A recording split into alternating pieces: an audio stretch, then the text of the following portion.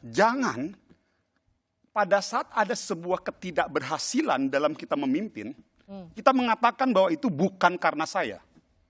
Tapi pada saat ada keberhasilan yang tadi disampaikan, asabrilah, walaupun kita juga bisa mempertanyakan juga sampai sejauh mana dan ujungnya di mana hari ini beberapa kasus-kasus disampaikan. Pada saat ada yang berhasil, disampaikan bahwa itu adalah hasil karya prestasi Pak Mahfud. Tapi pada saat ada yang gagal mengatakan bahwa Pak Mahfud hanya sebatas Menko Polhukam. Ini yang tadi saya bilang akan terlalu banyak kontradiktif pada saat yang mengatakan itu adalah Mas Ganjar terkait dengan prestasi hukum pemerintahan hari ini.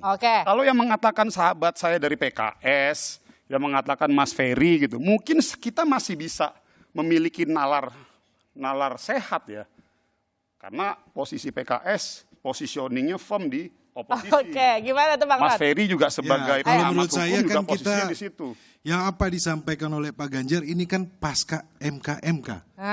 Yang publik melihat bagaimana seorang pemimpin lembaga tertinggi pengadilan itu dikenakan sanksi pelanggaran etik berat. Dan juga kita lihat bagaimana saat ini ketua MK tersebut, ex-ketua MK itu coba mengambil sikap dengan mengajukan gugatan di PT UN. Menurut saya publik sudah bisa melihat kok. Jadi apa yang disampaikan oleh Pak Ganjar itu adalah konteks Mahkamah Konstitusi.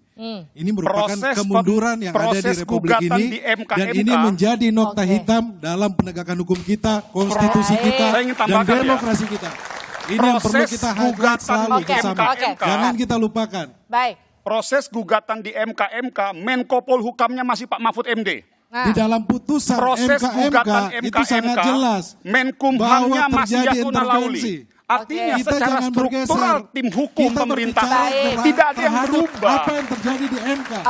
Nah, di sini yang saya mau sampaikan begini. Kemudian kita apa yang menjadi prestasi Pak Mahfud dalam membongkar kasus-kasus besar itu harus kita apresiasi. Saya sama Mas, tapi bedanya kita, saya objektif dalam menilai. Kalau memang dia berhasil, kita sampaikan dia berhasil.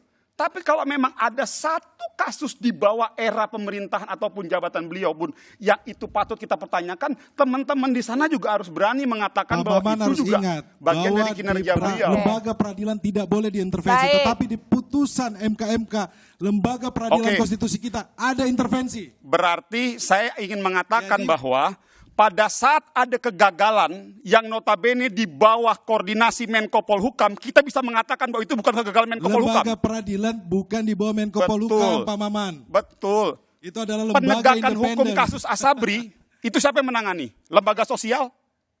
Kasus Asabri itu melibatkan aparat yang menangani apakah itu lembaga hukum atau lembaga sosial. Bapak harus lihat bagaimana putusan. Begini Mas, kita fair aja. Penanganan kasus Asabri itu ditangani oleh lembaga sosial atau lembaga hukum?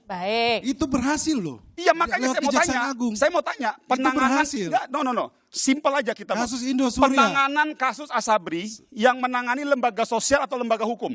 Lembaga hukum, kejaksaan. Di bawah siapa? Berhasil kan? Di bawah siapa? Menko Polhukam. Berhasil. Harus fair juga mengatakan bahwa kalau lembaga pada saat ada kegagalan tidak bisa sebuah proses hukum itu harus mengerti dong.